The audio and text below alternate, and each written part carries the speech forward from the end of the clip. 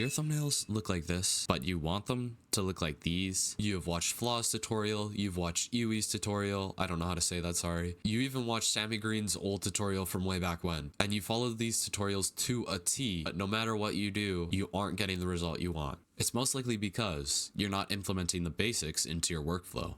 And you not knowing what the basics are is not your fault. Sure, there's lots of tutorials on thumbnail making, but there's no basics. Today, I'm only going to be talking about Photoshop specifically, so you might see something in this video that isn't in your software. Number 1, composition.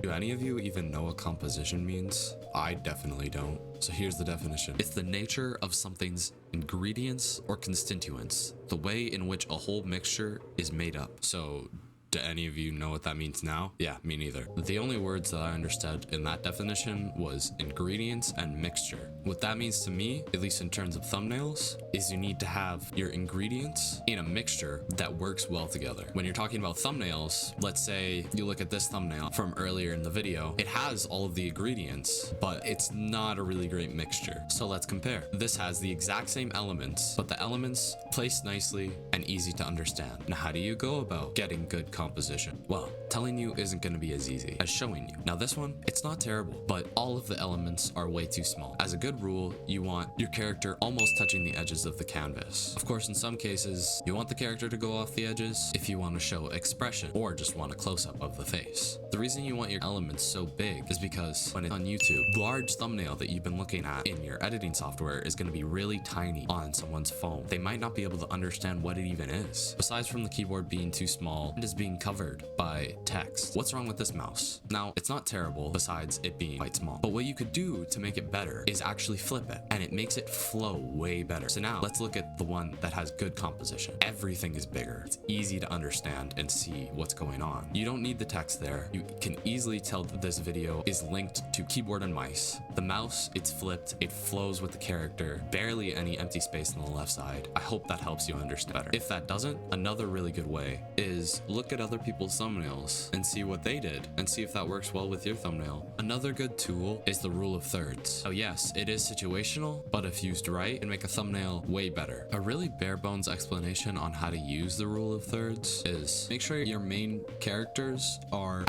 called the focal points, essentially where the lines intercept in the middle, and usually it'll turn out pretty good. Number 2, screenshots. Your screenshot is arguably the most important part of a thumbnail. You can have incredible composition, great effects, perfect color correction, but if you don't have a good screenshot, the whole thing just falls apart. The biggest tip I have for you to get a good screenshot is use 30 FOV. I see people using 100 plus FOV when taking their screenshots. Don't do that. The reason is because earlier I talked about how you need to zoom in and make things bigger. And if you do that with 120 FOV, it does improve the composition, but at the cost of quality. Now, sometimes this isn't your fault. Sometimes a customer will give you a screenshot with very wide FOV. And in that situation, I honestly recommend just getting your own screenshot. Of course, I know we don't all have time, so in some cases you kind of just got to work with what you have. Something also to think about when you're taking your screenshot is the placement of the character. If you're gonna have the character further over to the left, when it's all said and done, make sure that the character is further over to the left in the screenshot so that you have to do less editing later on in the software. I also want to give a massive shout out to Celtop. If any of you guys want high quality screenshots, I suggest going to check out his video. It'll be linked in the description. He made some incredible changes to the NPC mod on Java Edition, which allows you to have slim arms, capes, tons of other features. I also highly recommend his graphic design pack. Great stuff from him. Go check him out. Color correction. There's really only 2 ways to go about this. The first one I'm going to talk about, stylized. The thumbnails that kind of look like vomit. Yeah, those ones. Popularized by Flaw and mainly used for montages. Now, if you were to wanting to do something like this, we need to understand colors and how colors work together. To do this, you want to implement color theory into your workflow. The way I do this, you just look up color wheel, either go into the images or click on one of the sites. The colors you want to look out for are the ones that are right across from each other or right beside each other. The ones that are across from each other are called complementary colors. For example, red and turquoise, or blue and yellow, or purple and green. Now, usually I'd suggest keeping the colors to around 3. I suggest choosing one main color. So for example, blue, one analogous color, so purple, and then one complementary color as like an accent to create a bit of separation and pop to the thumbnail. Can't even really blend complementary colors together, but analogous colors, they work really well together blended because they're right beside each other. With this, you really want to experiment and see what works well. Now, the second way that you can do color correction is the simplistic route. All you really need to do for this is use saturation and brightness and make it pop and eye-catching. Be careful not to overdo this because then it can look too bright. Try to find a happy medium. Number 4, effects.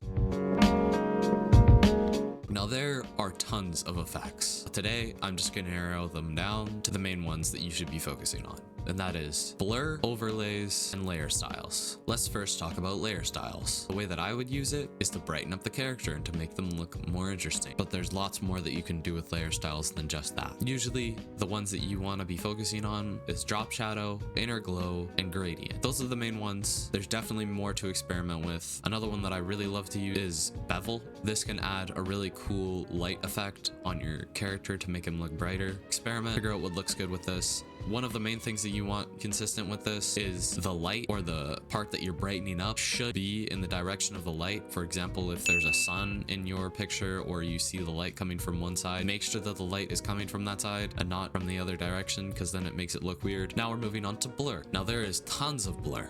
There is motion blur, there's radial blur, depth of field blur. In what cases do you want to use these? Well, usually when the character is running, I would suggest to use radial blur on the zoom setting. This will kind of give you that effect that there's motion or movement and like the character is actually running. The spin setting can look good in these cases. It's just I feel like the zoom looks better, and that's usually what I go for. Motion blur I wouldn't ever use on a background, but the way that I do use it most times is over text to add a cool detail and make it almost look like the text is reflective. When to use more of the depth of field blur, this one can really make your thumbnail look really cinematic, I guess, like a picture for a movie or something. Now we're gonna move over to overlays. Overlays, there's thousands and you can do so much with these, but you have to be careful not to spam these. You usually only want 1 or 2, sometimes 3, depending on what overlays you're using. These can really step up your thumbnail and add texture. Number 5, text. Text honestly can make or break a thumbnail. Some people really go overboard and write whole paragraphs. What I suggest for text is keep it to 1 to 3 words to keep it simple and easy to understand. And remember, it doesn't have to be proper grammar. Just make sure it makes sense. You can also implement layer styles into your text to make it more interesting, similar to the way that I used them earlier on characters. The easiest way to get good layer styles for text, in my opinion, is download some GFX packs or look at some tutorials and edit those layer styles to your liking. Number 6. Now, number 6, I don't know if I'd consider a basic necessarily, but just general advice is break the rest of the basics. Essentially go against the rules. Sometimes not using the color wheel and mixing colors that usually wouldn't seem like they should go together can look really, really cool and make your thumbnails stand out. Making these adjustments to the basics can actually add uniqueness to your thumbnails and make them stand out against the norm. So experiment, look at what I said, learn that, and then take it and try bending the rules or the basics. Mess around. This is what thumbnail making is about. Now, you've completely learned the basics, or what I believe to be the basics. Of course, everybody has their own opinion, and I want you to now leave yours in the comments. I'd also love for you to leave anything you think I missed, and also leave any questions, and I'll try to answer as many of those as I can. I'm gonna be leaving the tutorials that I talked about earlier in the video, plus more in the description. Hopefully you'll have a better understanding of these tutorials. I'm also gonna leave an invite to Thumbnail Creation, which is one of the best Discord servers to get feedback from other designers. And there's also lots of resources, graphic design packs with pretty much all the effects that I used in this video. Now lastly, PSDs for the example thumbnails I used in this video are gonna be for sale in the description. Now this, of course, is totally optional, but if you want a deeper look into how I make thumbnails and the exact effects I use, then that package is for you. It's gonna be a package of all 3 of them. Now, thank you so much for watching. I hope you enjoyed this video, and I hope it helped you become a better thumbnail designer.